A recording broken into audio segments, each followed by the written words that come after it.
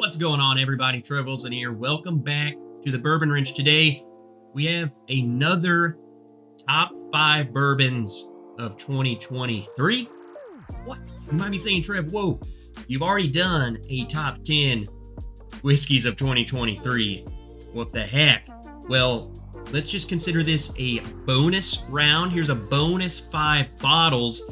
The catch to my other video was that I owned all of them. I did not want to put a bottle that I did not own on my best of list. So here's another 5 bottles that I tried in 2023, but I did not get my hands on them. If you have not watched my first list, I would recommend you watch that one alongside this, because all of the bottles minus one on that other list are easier to get. There was one unicorn bottle. Today's list is all unicorns. I'm sorry. This is just for people who want to know what bottles I tried and that I really love. We're at the Booze New studio because I do not own these, so I don't have any B-roll. So we got to do something to spicing this up. The first bottle on my list was the 2023 release of Michter's 10. They stopped releasing these for a couple years, and then they came back with a vengeance. Okay, the bottle of Michter's 10 that I own is from 2017 or 18. Just whatever. It was whatever. I was cool with it, but it was definitely overpriced for what it was. This year's Michter's 10 is phenomenal. And, you know, we came over here to the page. You can see what it looks like, blah, blah, blah. 94.8 proof. That was a point of contention. I've always thought with the Michter's 10, you know, it's too low. More proof. More proof's always good. But this year's, it drank nice. And I want to scroll down because they mentioned something down here. There's a note here, often much older than the age statement on the label. Only a select few barrels age with the elegance required for inclusions in these highly limited release. This is absolutely true for the Michter's 10 this year. It drank so much older than 10 years old. It was just fantastic. So it was one of those bottles, it's like, oh, hey, it has this hype of it's coming back, and then they delivered. So really, really good release. I hope it just continues with next year, so people are like, oh my God, I have to go get it because it's so good, and then it's not as good as this year's release. That's a game we always have to gamble at. All right, let's move on to another bottle. I'm over here on bourbonwhiskeyandrye.com because there's more information here than on Wild Turkey's website. So shout out to you guys for actually telling us everything. Way to go. But this is the 2023 release that I tried earlier this year. Age, 13 years. Go figure. 114.8 proof. You guys know, Russell's 13. Exceptional. Exceptional bottle of whiskey, Wild Turkey. This is it. You know what I'm saying? Like, I've always loved Russell's single barrel. Probably one of the greatest bottles that you can go get regularly. So good. Every time it delivers. And this, to me, is just that, but slightly better. It's, you know, those Russell single barrels are already 8, 9 years old. So what's a couple more years do to it? It just makes it better. MSRP of 150.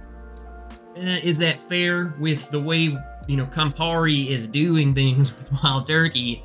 That's fair, but exceedingly hard for me to get. It just seems each year these are harder and harder. I didn't even get a chance at the first one this year. They're just gone. Didn't even have a chance, but luckily, I got friends who get them, and I got to try it, and this was really dang good stuff. Now, moving on to the next one is another Wild Turkey product. It's another Russell's Reserve product. We are over here at bourbonbanter.com. Drew wrote this article, because again, more information here than the Wild Turkey website. But this was the 2023 release of this single rickhouse Camp Nelson F. For freaking awesome. This thing was probably one of my favorite Wild Turkey bottles ever. I'm just gonna say it. It really shocked me how much I liked this bottle. It's just absolutely insane. 117.6 proof, and the age statement says 10 plus years. I've heard, there are rumors that it's between 10 up to 15, and I would absolutely believe that, because this, to me, is even better than the Russell's 13. It's even darker. It tastes even older than the Russell's 13. So, Russell's 13 is, to me, the lighter, sweeter one of these two. The Rickhouse F just is so much darker, and I can see people going both directions. I can see people loving the Russell's 13 better. I'm cool with some more oak, some more dark barrel-y bits, and the Rickhouse F, Camp Nelson F, delivered that entirely. MSRP, 300 bones. It's a lot of money. I don't feel comfortable paying that sort of price for it, but if you're gonna put something out at $300, it better be that good. That's what I'll say. That is my 2 cents. If you think it's worth it, by all means do it, but you better put something out really good for $300, and I think that is. So if I was in that kind of financial stability to where I can drop $300 on one bottle, I would be more inclined to do so for this bottle than something else. So, but again, like most things on this list, aka all things on this list, you will not go and get one right now for retail price. If you missed out, you missed out. Raffles, your only bet. Otherwise, they're through the roof. They're secondary market. You just don't do that. That's my 2 cents. Moving on to the next bottle is Jack Daniel's 12 years old. I got a bottle of the Jack 10 this year, and it did not make my best of whiskey of the year. Comparatively to last year's Jack Daniel's 10, not even close. I think last year's Jack Daniel's 10 way better. And then side-by-siding the 10 to the 12 this year was like, it didn't even hold a match to it. It was so clear as day that the Jack 12 is the clear winner. Absolutely amazing. It was crazy that the Jack 10 tasted more astringent, bitter.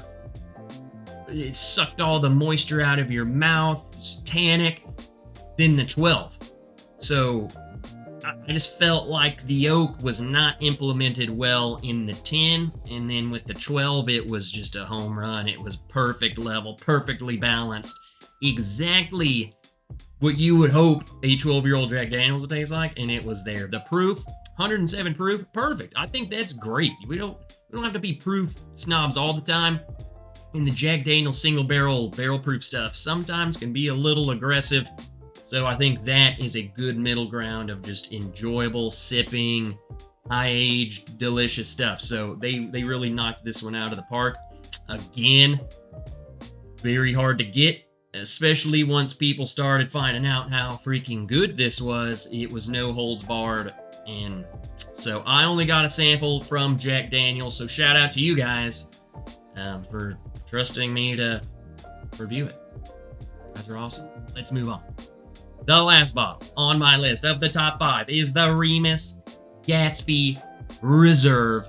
That is one good looking bottle.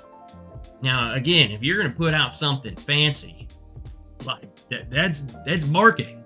That's good. Compared to the Jack 12, the Jack 12, it looks good and it should be a regular bottle. They should do that all the time, But if you're going to be rare and limited, look at that.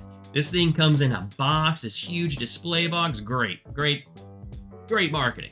You gotta have it. This is aged 15 years old. And in what I think, I don't know, maybe this is all rumors, but the Remus of old, back in the day, before the Remus Gatsby came out, the other Remus, they had old stuff in it, and they were phenomenal. And I think they kind of pulled back the stocks a little bit. You know, they're catching on to the bourbon scene, what the market's doing, and they're like, let's put out a 15-year-old Remus. And people are going to lose their minds, and they did. And to their credit, this was a really good release. Lots of oak, and I'm fine with it. It's like caramely oaky bomb. Just candy. It's really, really good stuff. Forgot, I'll see the retail. I think it was around 200, 250. I saw one in a raffle, and I think it was over those, but it was like 270 or something. So it's in that range. Pretty expensive, you know. Again, maybe if they didn't have the box, they could have cut the price down a little bit, but they knew what they were doing with this. They're putting out something special. They knew people were going to pay the premium for it. It was a good bottle, especially as the Remus lover. I think they held back some of the good bottles they were putting in the blends, and then they made something really good this year. So another thing though, 98 proof. You know, I wish it was a little higher. Like, come on, just give me 100. It makes me feel better knowing it's 100. But like the 1.5, 110 up to 115, I feel like that's kind of my proof range where it's the best of both worlds, where it feels, just the mouthfeel, it's thicker, it's hitting me, warming my tongue a little bit better. So, you know, the Michter's 10, the Gatsby, come on, give me 10 more proof points. Come on. All right, there we have it. Those are some bottles that I did not get this year, but I did try, and they are absolutely delicious. So this can be, you know, Trev's top 15 whiskeys of 2023. Be sure to check out the top 10 video if you watched this and you were like, I don't have any of those, dude, suck it. Go watch that video, because there are bottles that you can get. Really good stuff all over the place. Unicorns on the shelf, it doesn't matter. This year had a lot of good stuff.